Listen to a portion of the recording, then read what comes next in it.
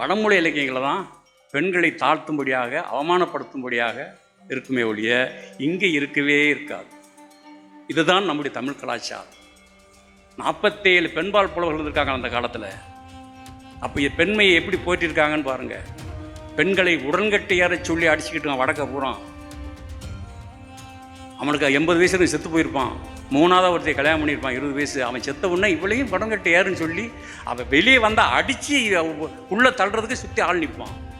ஆனால் இங்கே எப்படி எல்லாம் படித்து புலவர்களாகி எத்தனை பெண்பார் புலவர்கள் இப்போ வரைக்கும் நீங்கள் ராமாயணத்தில் ஒரு பாட்டு இருக்கு.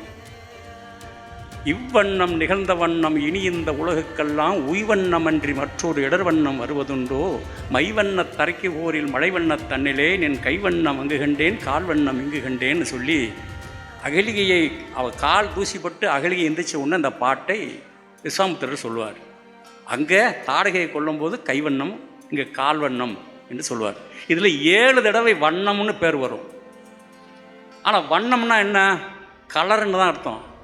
மைவண்ணத்தரைக்கு போரில் அதில் மட்டும்தான் கலர் வரும். பெரு வண்ணம்னு சொல்கிறது பூரா வேறு அர்த்தம் கொடுக்கும். அதான் கம்பன் வேறு அர்த்தம் கொடுக்கும்.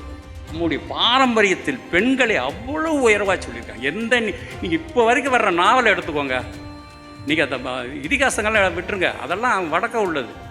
நம்முடைய காலத்தில் நீங்கள் எந்த சிலப்பதிகாரத்திலேருந்து நம்ம கதையில் பூரா எடுத்து பாருங்கள், நம்ம காவியங்களை பூரா எடுத்து பாருங்கள். பெண்களை மட்டம் தட்டுற மாதிரி எதுவுமே இருக்கு.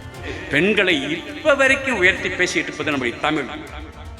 நீங்கள் தமிழை எந்த புத்தகம் வாங்கினாலும் உங்களை தவறான பாதைக்கு கூட்டி போகாது. எந்த புத்தகம்னாலும் வாங்க, எல்லா புத்தகமும் உங்களை நெறிப்படுத்துமே ஒழிய சரிப்படுத்துமே ஒழிய தவறான பாதைக்கு கூட்டி செல்லவே செல்ல. அதுதான் நம்முடைய புத்தக திருவிழா.